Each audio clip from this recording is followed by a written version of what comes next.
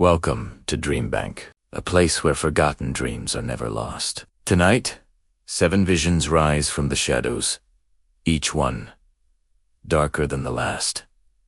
The archive is now open. Dream number 1. The endless hallway. I walked through a hallway that never ended. Doors lined the walls, silent and waiting. I tried each one, but none would open. Only my footsteps echoed back, as if someone was following me. The further I walked, the more the doors seemed to mock me, their handles cold and unyielding. The air grew heavy, thick with the scent of dust and something else. Something old and forgotten. The silence was a living thing, broken only by the rhythmic beat of my own heart and the sound of those other steps, always just behind, always just out of sight. A cold dread settled in my stomach. Was I chasing something, or was something chasing me?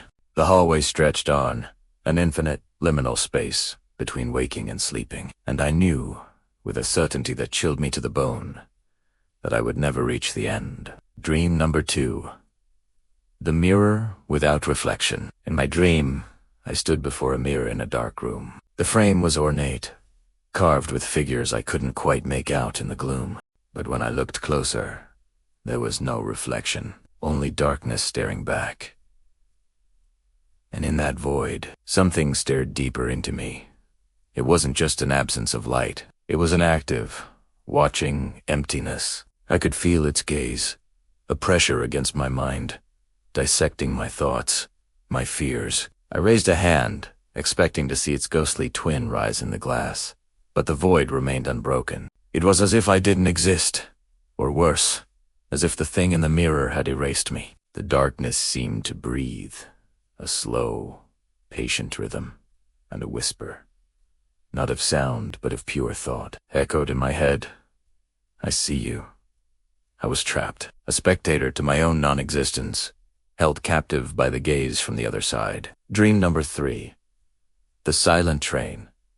I dreamed of a train moving through the night. Its windows glowed with a faint, sickly yellow light, but inside, there was nothing. Row after row of empty seats, all facing forward, perfectly aligned. The train moved without a sound, gliding through an endless, inky black landscape. No rumble of wheels, no clatter on the tracks, just a profound, unnatural silence. I was the only passenger, yet I wasn't on a seat. I was standing in the aisle, watching them, waiting for me. As if the train itself was alive. Each empty seat felt like a presence, an invisible passenger whose gaze was fixed upon me. The air was cold, stagnant. I felt an overwhelming compulsion to take a seat, to join the silent congregation, but a primal fear held me frozen. This wasn't a journey to a destination. It was the destination itself, a perpetual, silent ride into nothingness. Dream number 4. The door in the forest. I saw a single door, standing in the middle of a forest. No house, no walls, just a weathered, wooden door, incongruously placed among the ancient trees. The forest was unnaturally quiet. No bird song, no rustling leaves, just a heavy, expectant silence. The door seemed to pull at me, a focal point in the disorienting green and brown. It promised an escape, or perhaps an entrance to something else entirely. Curiosity warred with a deep-seated dread. I reached for the tarnished brass handle, but before my fingers could touch the cold metal, someone knocked back, a single, sharp, deliberate knock from the other side. My blood ran cold. There was nothing on the other side but more forest. Who or what was waiting behind a door that led to nowhere? The knock echoed through the silent woods, a question and a warning, and I knew I could never turn that handle. Dream number 5. The clock without hands. In my sleep, I found an old grandfather clock in a dark, forgotten room. Dust motes danced in a single beam of moonlight that pierced the gloom. Its face was blank, its numbers faded, and its hands were missing. Yet, a ticking filled the room, growing louder and louder. A frantic, irregular rhythm that pounded in my head like a panicked heart. It wasn't the steady, reassuring tick-tock of a normal clock. It was chaotic, desperate. The sound vibrated through the floorboards, through my bones, becoming the only reality. The shadows in the corners of the room seemed to deepen, to coalesce. And from Tim, a sibilant whisper slithered into my mind. A voice made of dust and decaying. "Is over." The ticking stopped. The silence that followed was more terrifying than the noise, an absolute finality. I was trapped in a moment after the end of all moments. Dream number 6.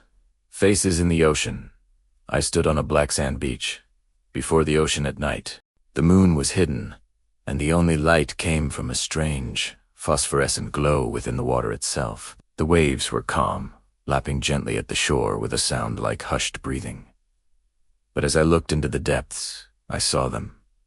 Inside the water, faces appeared, pale, translucent faces with hollow eyes and open mouths, drifting just beneath the surface. They swirled and eddied with the current, their expressions a mixture of sorrow and a chilling invitation. They whispered my name on the tide.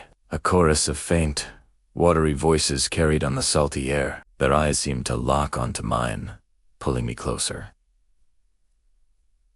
A psychic undertow dragging me toward the edge. I felt my feet begin to move against my will, drawn into the endless, dark sea. I could not escape. I was becoming one of them. Dream number 7. Blank books. I entered a library with endless shelves that reached up into a vaulted shadowy ceiling. The air smelled of old paper and an unnerving stillness. Every single book, on every single shelf, carried the same embossed gold title, My Life. A strange mix of excitement and terror gripped me. I pulled one down. It was heavy, bound in dark leather. When I opened it, the pages were blank. Stark, white, empty pages from cover to cover. I grabbed another and another, all the same, empty. Then the whispers filled the air. They came from the shelves, from the spaces between the books, a soft, insistent chorus. They weren't telling a story. They were urging me to keep reading. "Read," they hissed. "Read what isn't there. Read your future. Read your end." The pressure to stare at the blankness, to find meaning in the void, was immense. The library of my life was unwritten, and the ghosts within its walls were hungry for the story to begin and to end. These 7 dreams are now archived in Dream Bank. But the archive never ends. Dreams don't disappear when we wake. They wait in silence until we sleep again.